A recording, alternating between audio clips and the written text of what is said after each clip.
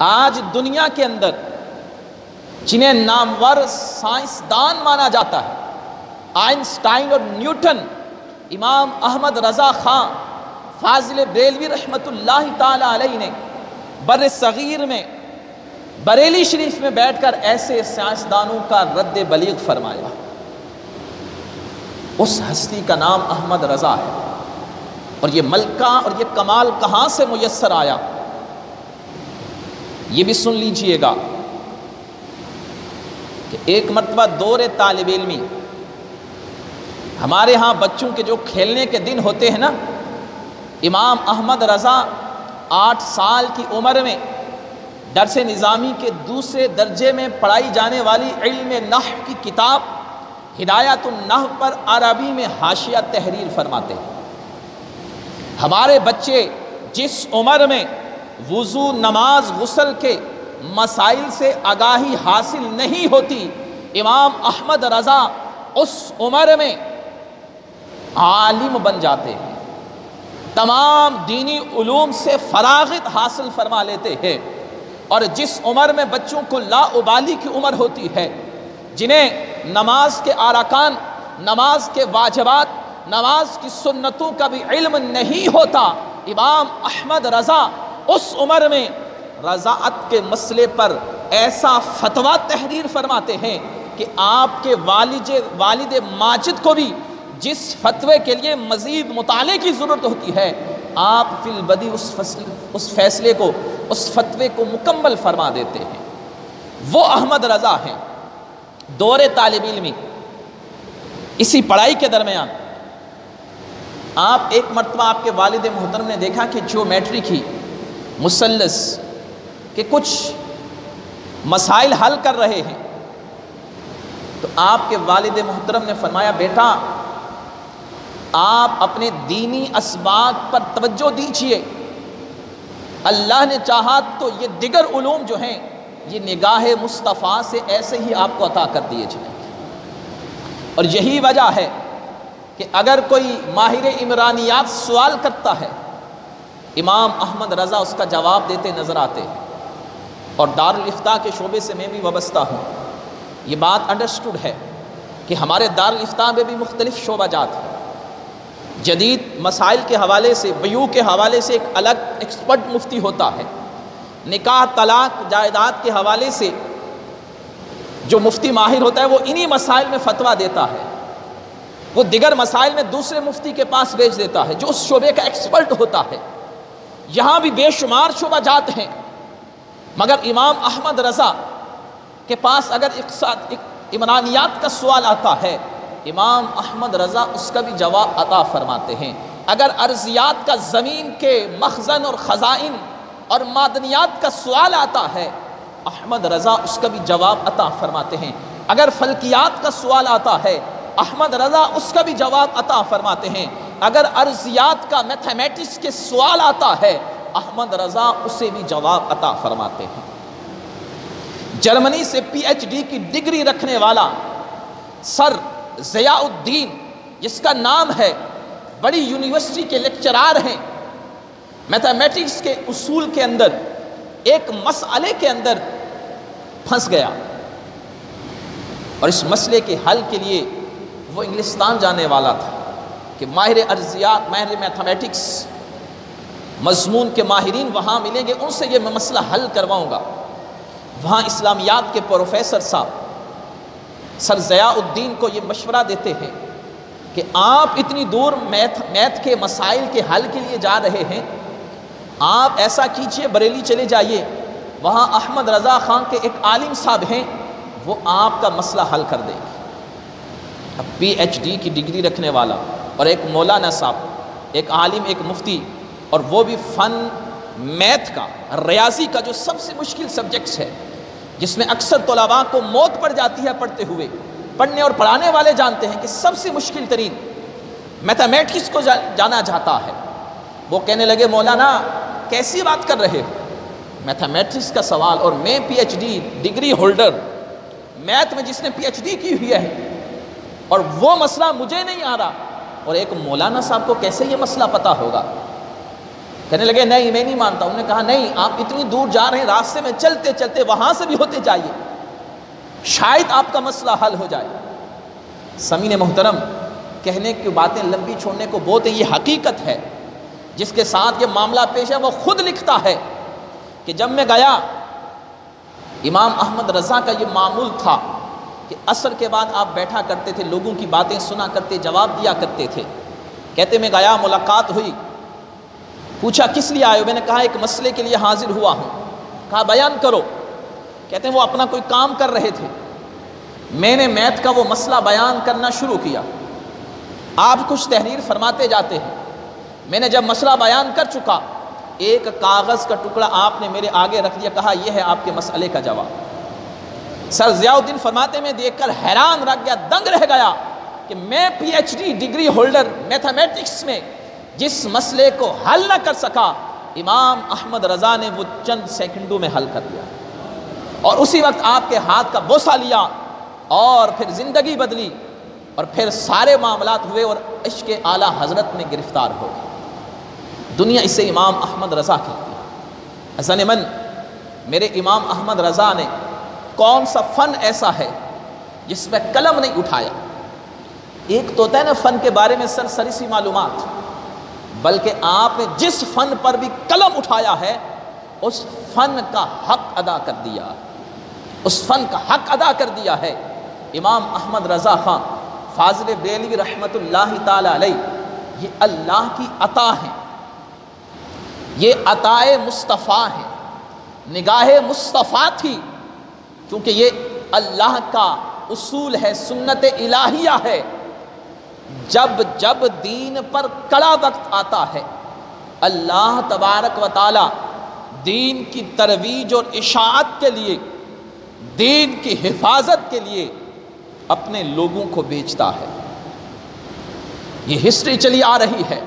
میرے محبوب علیہ السلام نے فرمایا اللہ تبارک و تعالی ہر صدی کے آخر میں ایک ایسے شخص کو بھیجے گا مَن یُجَدِّدُ لَہَا دِینَہَا, جو لوگوں کے لیے دین کی تجدید فرمائے گا. جیسا جیسا فتنہ اٹھے گا, ہر دور میں فتنے اٹھتے رہے, اور ان فتنوں کی سرکوبی کے لیے اللہ نے اپنے بندوں کا انتخاب فرمایا, اور یہ قیامت تک ہوتا رہے گا. اس دور کا اگر ہم موازنہ کریں تو جس دور میں اعلیٰ حضرت پیدا ہوتے ہیں, بر صغیر میں انگریز کی حکومت ہے, مسلمان جد و جہد اور جوش اور خروش کے ساتھ انگریز سے آزادی حاصل کرنے کے لیے جنگ کی تیاری کر رہے. 1856 57 میں جنگ آزادی لڑی گئی, اور جب 57 میں جنگ آزادی لڑی گئی, انگریز مسلمانوں کے خلاف ہو گئے. ریسرچ کی, تجزیہ کیا کہ آخر کیا وجہ ہے کہ مسلمان کمپلسری کی حالت میں وسائل نہ ہونے کے باوجود بھی سپر پاور سے لڑنے کے لیے تیار ہو گئے. تو وہ اس نتیجے پر پہنچے کہ مسلمانوں کے دلوں میں جو عشق مصطفیٰ ہے, جو ادب مصطفیٰ ہے, جو ایمان کی حرارت ہے, یہ مسلمانوں کو لڑنے پر ابھارتی ہے. اور یہ عشق اور یہ محبت, یہ سب سے بڑا مسلمان کا ہتھیار ہے. چنانچہ انہوں نے میٹنگز بلائی, دانشوروں کو جمع کیا گیا کہ اس کا سلوشن کیا نکالا جائے, اس کا حل کیا نکالا جائے, کس طرح مسلمانوں کے اندر سے اس محبت کو کم کیا جائے. چنانچہ پھر مارکیٹنگ ہوئی, لوگوں کے دام لگائے گئے, منہ بولیاں لگا کر لوگوں کو خریدنے کی کوششیں کی جانے لگی. اور الحمدللہ اہل سنہ میں کوئی ایسا فرد نہ تھا جو ان کے دام پر بک گیا ہو. ہاں کچھ لوگ جو باطل پرست تھے, جنہوں نے ان کے ہتھیار اور اداکار بننے کا حامی بری, اور انہوں نے فتنے برپا کرنا شروع کیے.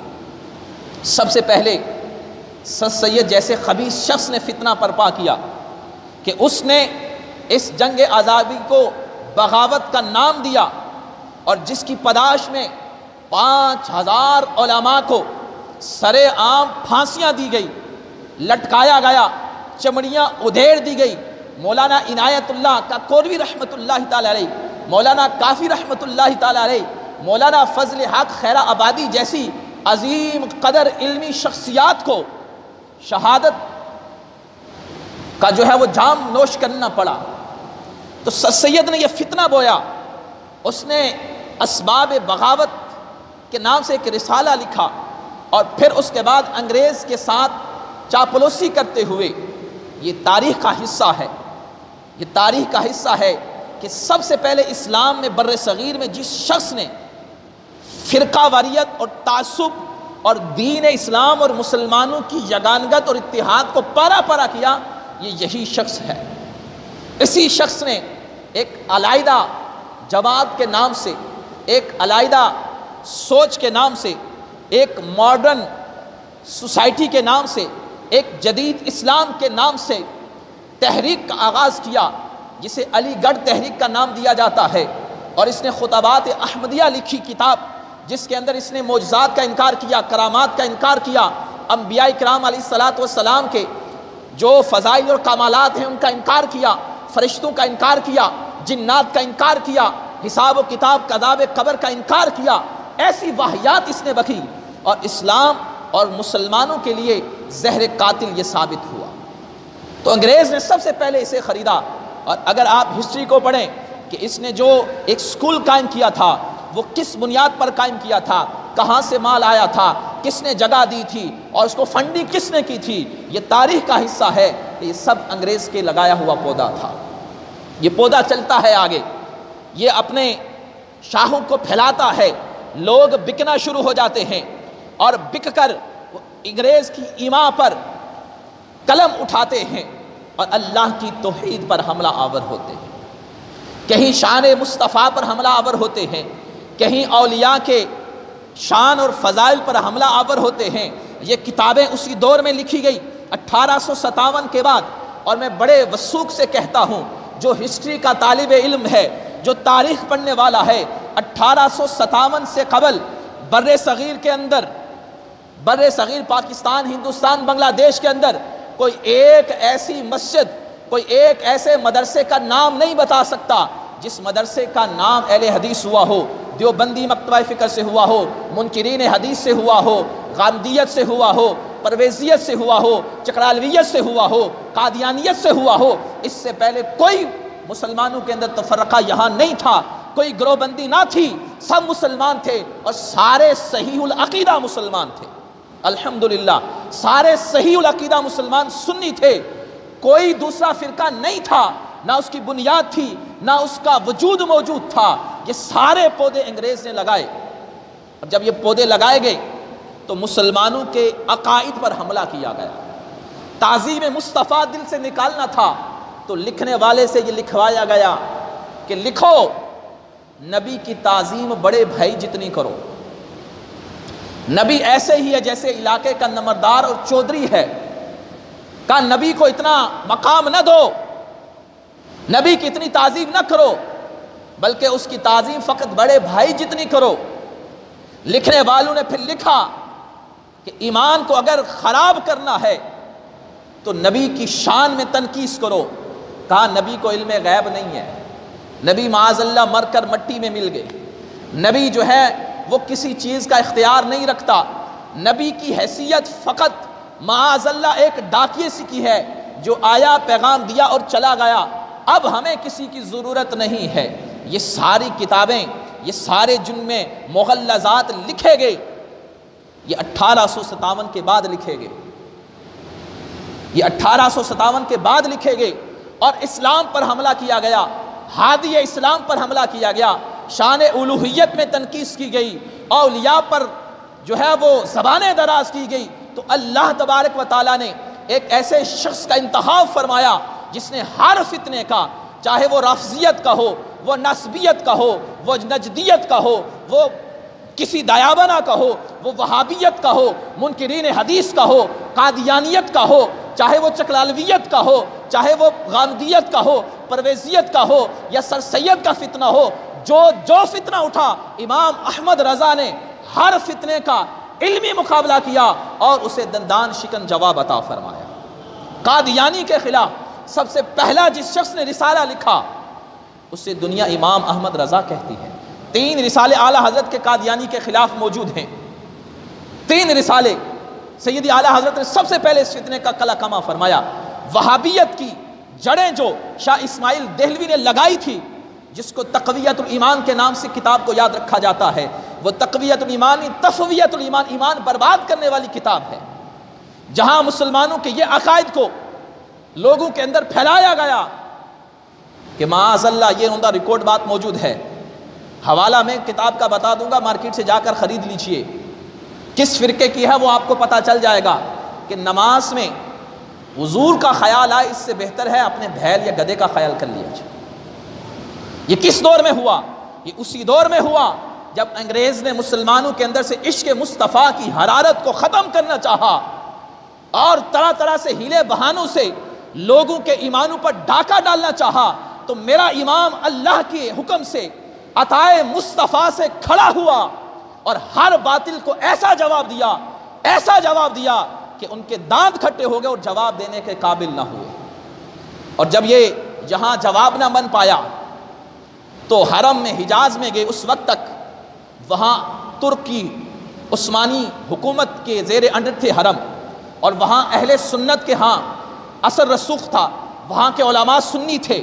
حسام الحرمین اٹھائیے، سارے سنی علماء کے صحیح العقیدہ لوگوں کے دستخط موجود ہیں۔ یہ وہاں پہنچے اور نبی کے علم غیب کے حوالے سے کہا کہ احمد رضا شرک ہو کرتا ہے، وہ مشرک ہے، وہ کہتا ہے نبی کو بھی علم غیب ہے۔ وہاں کے حاکم کے پاس جو حجاز مکہ المکرمہ کا حاکم تھا، وہاں یہ رواج تھا کہ حج کا جب موسم آتا تو وہاں کا جو حاکم تھا، گورنر تھا، وہ علماء کی مجلسیں بلایا کرتا، باحث مباحثے ہوتے، علمی گفتگویں ہوتی۔ وہاں یہ شکایت لے کر پہنچے کہ احمد رضا نبی کے لیے علم غیب مانتا ہے اور معاذ اللہ ایسا مانتا ہے جیسا رب کا علم غیب ہے۔ وہاں کے حاکم نے لکھا احمد رضا جواب دو، طبیعت خراب ہے، بخار سخت ہے، علالت ہے، کہا نہیں جواب دینا ہے اور ابھی دینا ہے۔ میرے امام نے قلم اٹھا کر علم غیب کے موضوع پر بغیر کسی کتاب کے، بغیر کسی حوالے کے، بغیر کسی معاون کتب کے بیٹھ کر علالت کے باوجود چند گھنٹوں میں الدولۃ المکیہ بالمادۃ الغیبیہ کے نام سے ایک تحریر کتاب فرمائی، جس میں سینکڑوں قرآن کی آیات، احادیث طیبہ، اقوال علماء، سلف و صالحین، متقدمین، متاخرین، متکلمین، منطقیین، سب کے اقوال کو جمع کر کے جب 7.5 گھنٹے میں وہ کتاب اس کے سامنے پیش کی، جسے پڑھ کر سارے اش کر چکے اور کہنے لگے احمد رضا تو نے جو لکھا ہے حق لکھا ہے، سچ لکھا ہے۔ اور یہ کتاب کوئی معمولی کتاب نہیں ہے، اعلیٰ حضرت نے یہ عربی میں لکھی، اور عربی جاننے والے، عرب کے رہنے والے نے جب یہ عربیاں پڑھی تو وہ بھی یہ پکار اٹھے کہ احمد رضا یہ تیرا قلم لکھنے والا نہیں تھا۔ اور اس گتھی کو سلجھایا مولانا ضیاء الدین مدنی رحمۃ اللہ تعالی علیہ نے۔ آپ فرماتے ہیں میں نے ایک مرتبہ سیدی و آقائی و ملجائی سیدی امام احمد رضا کی بارگاہ میں سوال کیا، حضرت بتائیے حرم میں آپ کے پاس کتاب بھی نہیں ہے، آپ کے پاس کوئی معاون کتب بھی نہیں ہے، علیل بھی تھے، بیمار بھی تھے، سخت بخار بھی تھا، اس کے باوجود یہ کتاب آپ نے تحریر کیسے کی؟ ہو ہی نہیں سکتا کہ اس کنڈیشن میں جب بندہ سخت بیماری کے عالم میں ہو، معاون کتب بھی نہ ہو، اور صرف 7.5 گھنٹے میں ایسی کتاب تحریر کر دے، تو سچ بچائیے کہ یہ کتاب کیسے لکھی؟ تو آپ مسکرائے اور فرمایا کہ میں نے کہا لکھی، میں تو صرف لکھتا گیا، حضور فرماتے گئے اور میں لکھتا گیا۔ وہ احمد رضا جب دربار مصطفیٰ میں حاضر ہوتے ہیں، تڑپ اٹھتی ہے، عشق مصطفیٰ کی حرارت بڑھتی ہے، تو چاہت ہوتی ہے کاش رہ مصطفیٰ کی زیارت ہو جائے، کاش رہ مصطفیٰ کی زیارت ہو جائے۔